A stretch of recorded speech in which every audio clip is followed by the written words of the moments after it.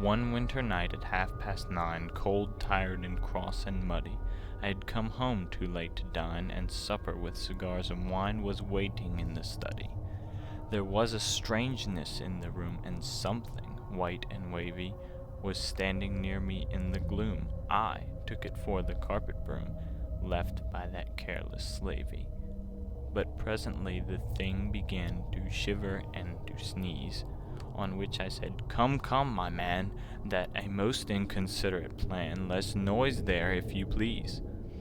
"I've caught a cold," the thing replies, "out there upon the landing."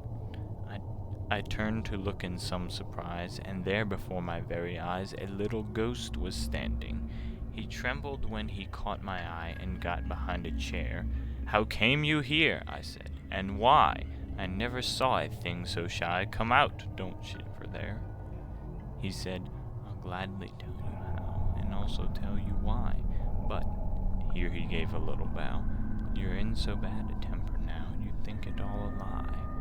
And as to being in a fright, allow me to remark that ghosts have just as good a right in every way to fear the light as men fear the dark." "No plea," said I, "can well excuse such cowardice in you, for ghosts can visit when they choose, whereas we humans can't refuse to grant the interview." He said, "A flutter of alarm is not unnatural, is it? I only feared you really meant some harm. But now I see that you are calm. Let me explain my visit. Houses are classed, I beg to state, according to the number of ghosts that they accommodate. The tenant merely counts as weight with coals and other lumber. This is a one-ghost house, and you, when you arrived last summer, may have remarked a spectre who was doing all that ghosts can do to welcome the newcomer. In villas this is always done, however cheaply rented. For though of course there's less fun when there is only room for one, ghosts have to be contented. That spectre left you on the 3rd. Since then you've not been haunted, for as he never sent us word, 'twas quite by accident we heard that anyone was wanted. A spectre has first choice by right in filling up a vacancy, then phantom, goblin, elf, and sprite. If all of these fail, them they invite, the nicest ghoul that they can see. The spectre said the place was low and that you kept bad wine, so as a phantom had to go, and I was first, of course, you know, I couldn't well decline." "No doubt," said I, "they settled on who was fittest to be sent, yet still to choose a brat like you to haunt a man of 42 was no great compliment." "I'm not so young, sir," he replied, "as you might think. The fact is, in caverns by the waterside and other places that I've tried, I've had a lot of practice. But I have never taken yet a strict domestic part, and in my flurry I forget the 5 good rules of etiquette we have to know by heart." My sympathies were warming fast towards the little fellow. He was so utterly aghast at having found a man at last, and looked so scared and yellow. "At least," I said, "I'm glad to find a ghost is not a dumb thing. But pray sit down, you'll feel inclined, if like myself you have not dined, to take a snack of something. Though certainly you don't appear a thing to offer food to, and then I shall be glad to hear, if you will say them loud and clear, the rules that you allude to." "Thanks, you shall hear them by and by. This is a piece of luck.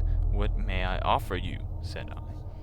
"Well, since you are so kind, I'll try a little bit of duck. 1 slice, and may I ask you for another drop of gravy?" I sat and looked at him in awe, for certainly I never saw a thing so white and wavy. And still he seemed to grow more white, more vapory, and wavier, seen in the dim and flickering light as he proceeded to recite his Maxims of Behaviour.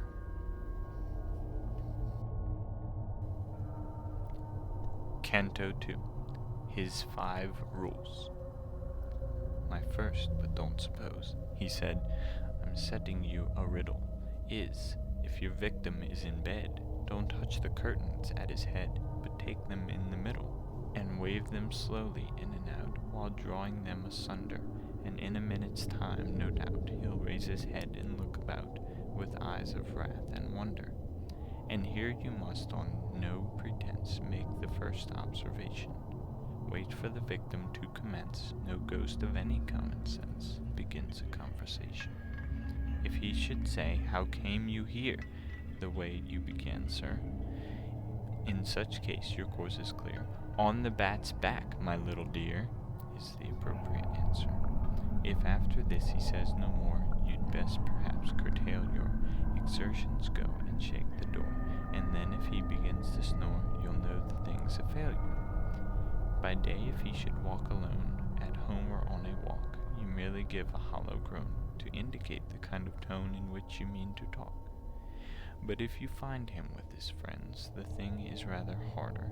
In such a case, success depends on picking up some candle ends or butter in the larder. With this you make a kind of slide.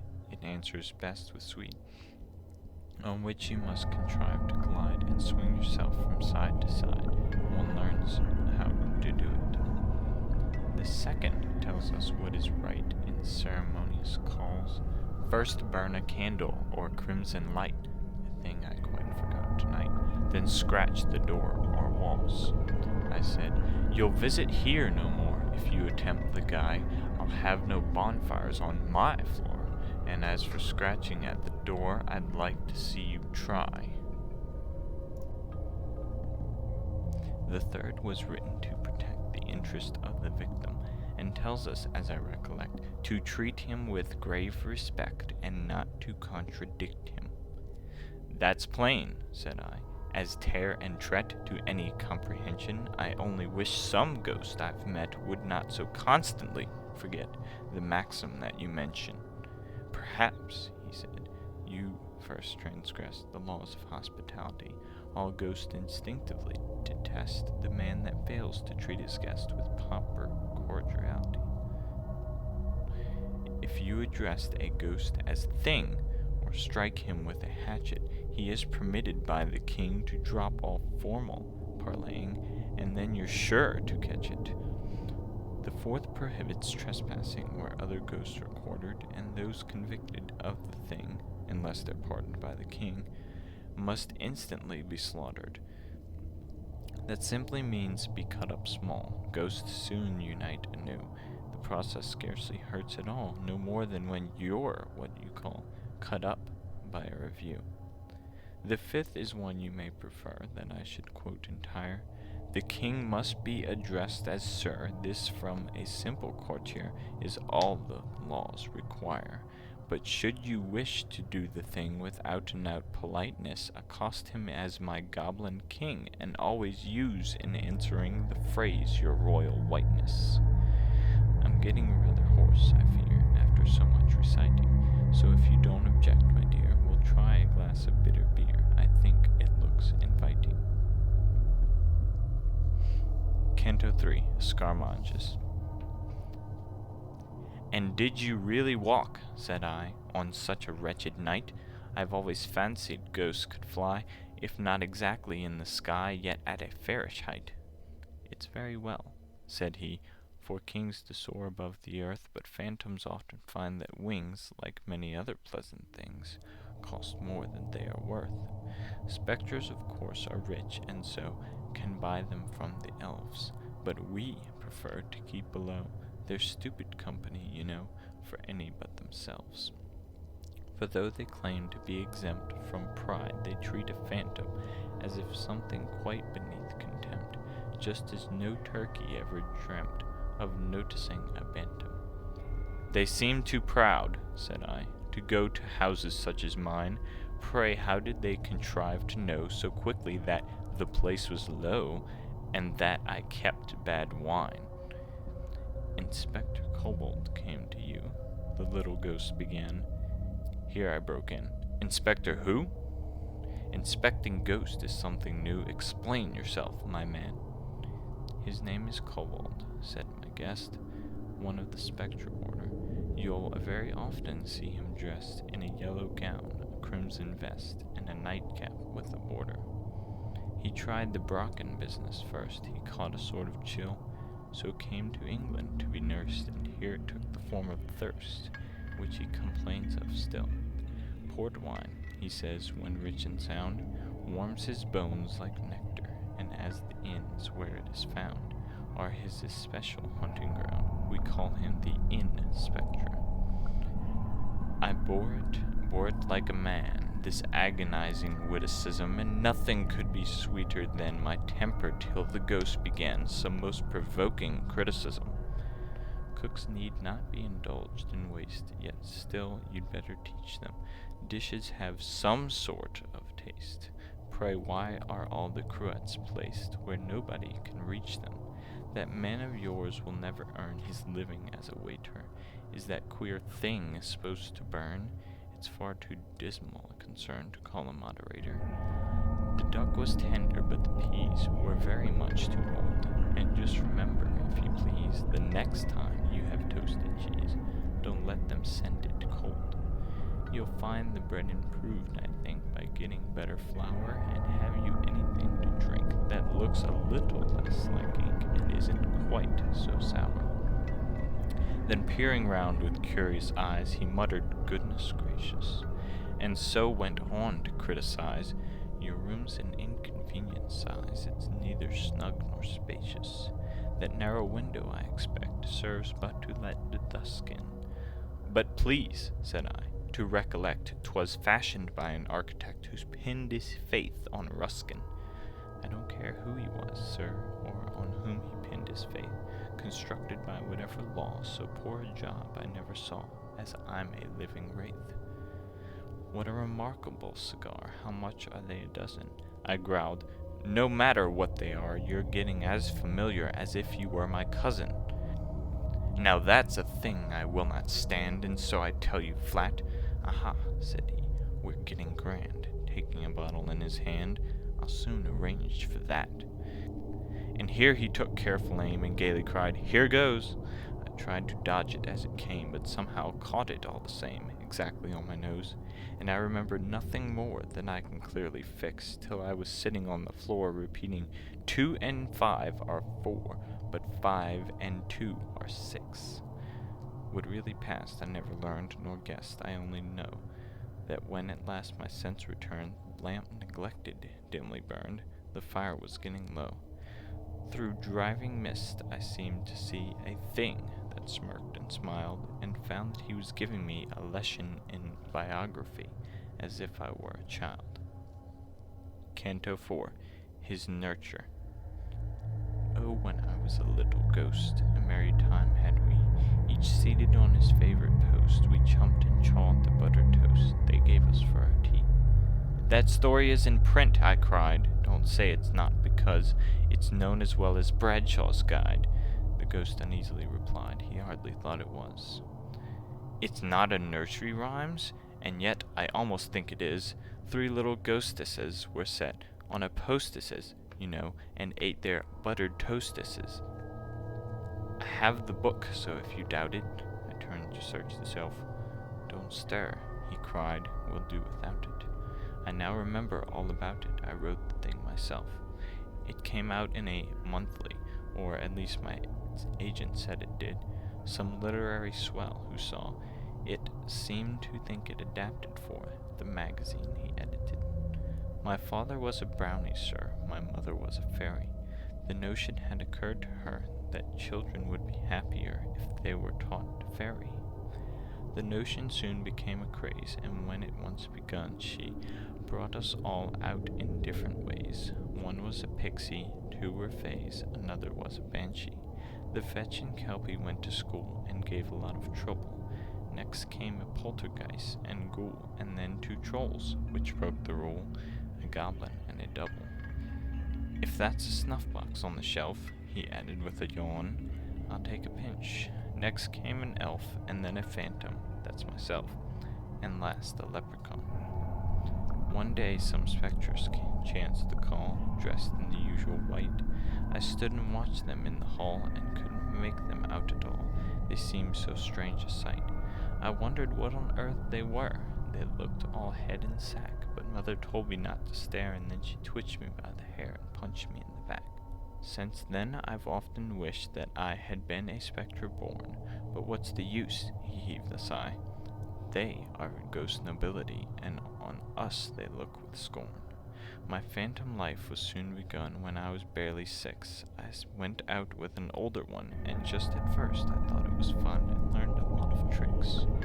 I've haunted dungeons, castles, towers, wherever I was sent. I've often sat and howled for hours, drenched to the skin with driving showers upon a battlement. It's quite old-fashioned now to groan when you speak. This is the newest thing in tone, and here it chilled me to the bone. He gave an awful squeak. Perhaps, he added, to your ear that sounds an easy thing. Try it yourself, my little dear. It took me something like a year with constant practicing. And when you've learned to squeak, my man, and caught the double sob, you're pretty much where you began. Just try and jibber if you can. That's something like a job. I've tried it and can only say I'm sure you couldn't do it, even if you practiced night and day, unless you have a turn that way and natural ingenuity. Shakespeare, I think it is, who treats of ghosts in days of old, who gibbered in the Roman streets, dressed, if you recollect, in sheets. They must have found it cold. I've often spent £10 on stuff in dressing as a double, but though it answers as a puff, it never has effect enough to make it worth the trouble. Long bills soon quench the little thirst I had for being funny. The setting up is always worse. Such heaps of things you wanted first. One must be made of money.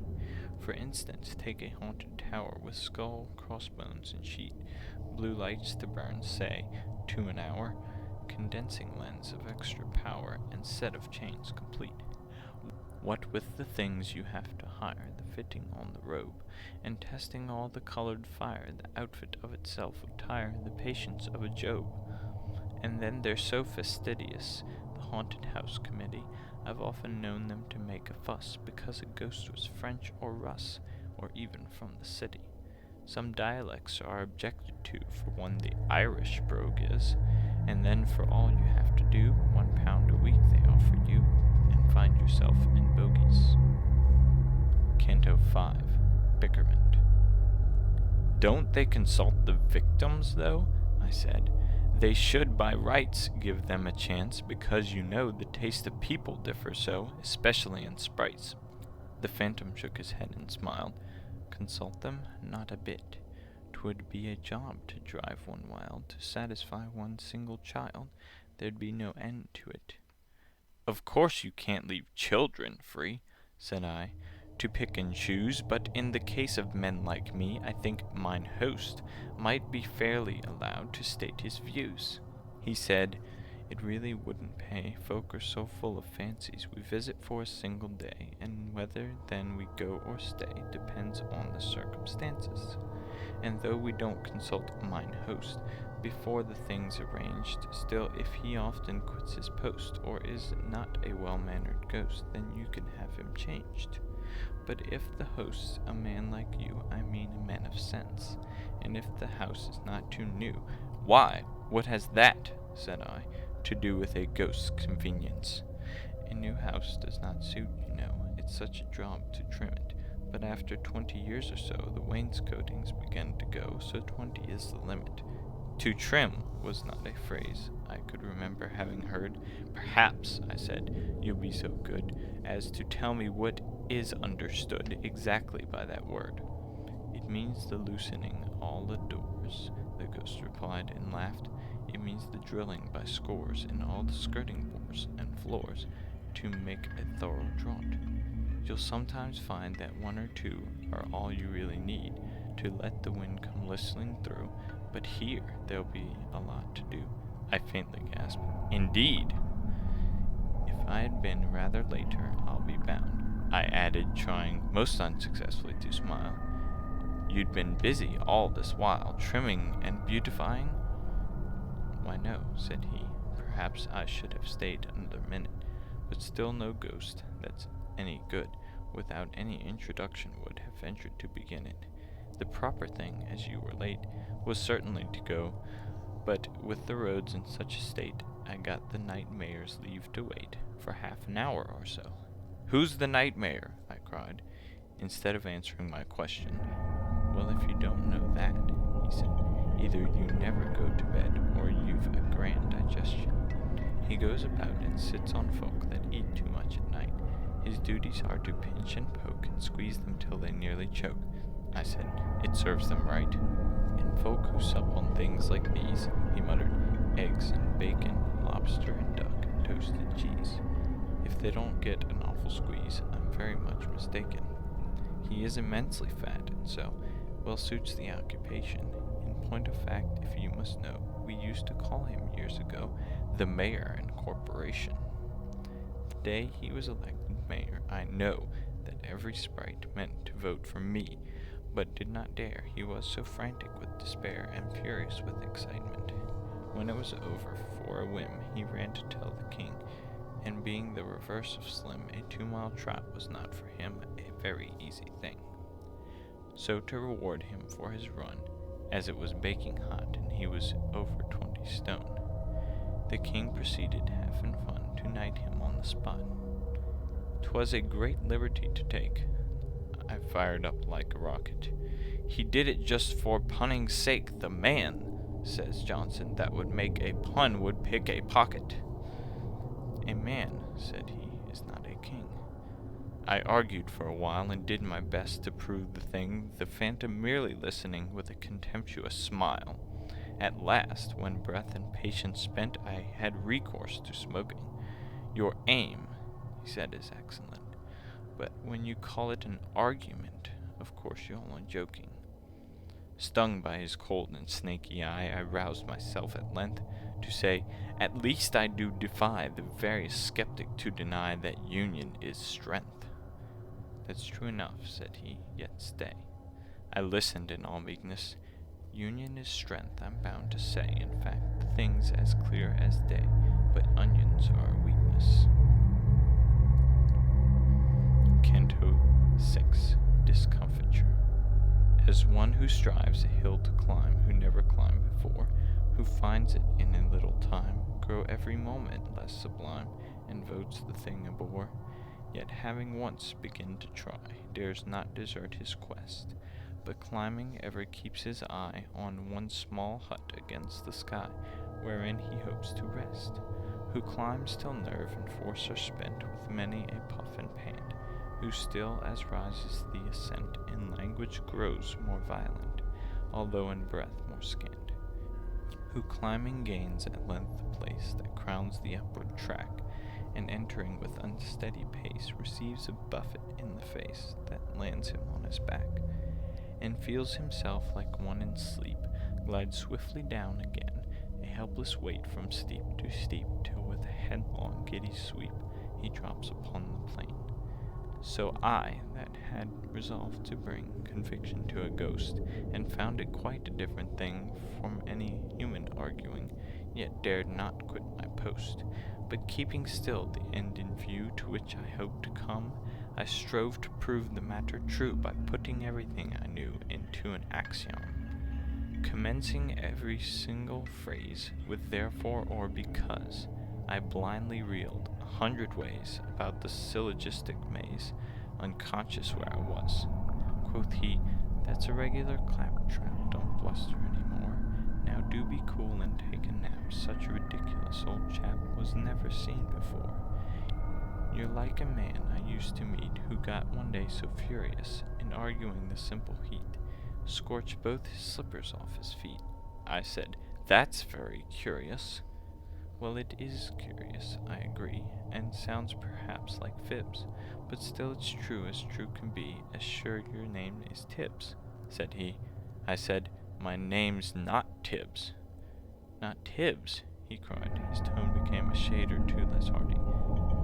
Why, no, said I, my proper name is Tibbets. Tibbets? Aye, the same. Why then, you're not the party. With that he struck the board a blow that shivered half the glasses. Why couldn't you have told me so 3/4 of an hour ago, you prince of all the asses? To walk 4 miles through mud and rain, to spend the night in smoking, and then to find that it's in vain, and I've to do it all again, it's really too provoking. Don't talk, he cried, as I began to mutter some excuse. Who can have patience with a man that's got no more discretion than an idiotic goose, to keep me waiting here instead of telling me at once that this was not the house," he said. "There, that'll do, be off to bed. Don't gape like that, you dunce. It's very fine to throw the blame on me in such a fashion. Why didn't you inquire my name the very minute that you came?" I answered in a passion. "Of course it worries you a bit to come so far on foot, but how was I to blame for it?" "Well, well," said he, "I must admit that isn't badly put, and certainly you've given me the best of wine and victual. Excuse my violence," said he, "but accidents like this, you see, they put one out a little. 'Twas my fault after all, I find. Shake hands, old turnip-top." The name was hardly to my mind, but as no doubt he meant it kind, I let the matter drop. "Good night, old turnip-top, good night. When I am gone, perhaps they'll send you some inferior sprite who'll keep you in some constant fright and spoil your soundest naps. Tell him you'll stand no sort of trick, then if he leers and chuckles, you'll just be handy with a stick, mind that's pretty hard and thick, and rap him on the knuckles. Then carelessly remark, 'Old coon, perhaps you're not aware that if you don't behave you'll soon be chuckling to another tune, so you'd best take care.' That's the right way to cure a sprite of such like goings-on. But gracious me, it's getting light. Good night, old turnip-top, good night." A nod, and he was gone. Canto 7, Sad Souvenaunce. "What's this?" I pondered. "Have I slept, or can I have been drinking?" But soon a gentler feeling crept upon me, and I sat and wept an hour or so like winking. "No need for Bones to hurry so," I sobbed. "In fact, I doubt if it was worth his while to go. And who is Tibbs, I'd like to know, to make such work about? If Tibbs is anything like me, it's possible," I said, "he won't be over-pleased to be dropped in upon at 3:30 after he's snug in bed. And if Bones plagues him anyhow, squeaking and all the rest of it, and he was doing here just now, I prophesy there'll be a row, and Tibbs will have the best of it." Then, as my tears could never bring the friendly phantom back, it seemed to me the proper thing to mix another glass and sing the following coronach. "And art thou gone, beloved ghost, best of familiars? Nay then, farewell, my duckling roast, farewell, farewell, my tea and toast, my meerschaum and cigars. The hues of life are dull and grey, the sweets of life insipid, when thou, my charmer, art away, old brick, or rather let me say, old parallelepiped." Instead of singing verse the third, I ceased abruptly rather, but after such a splendid word, I felt that if it would be absurd to try it any farther. So with a yawn I went my way to seek the welcome downy, and slept and dreamed till break of day of poltergeist and fetch and fay and leprechaun and brownie. For a year I've not been visited by any kind of sprite, yet still they echo in my head those parting words so kindly said, "Old turnip-top, good night." End of Phantasmagoria by Lewis Carroll. Read by Dorian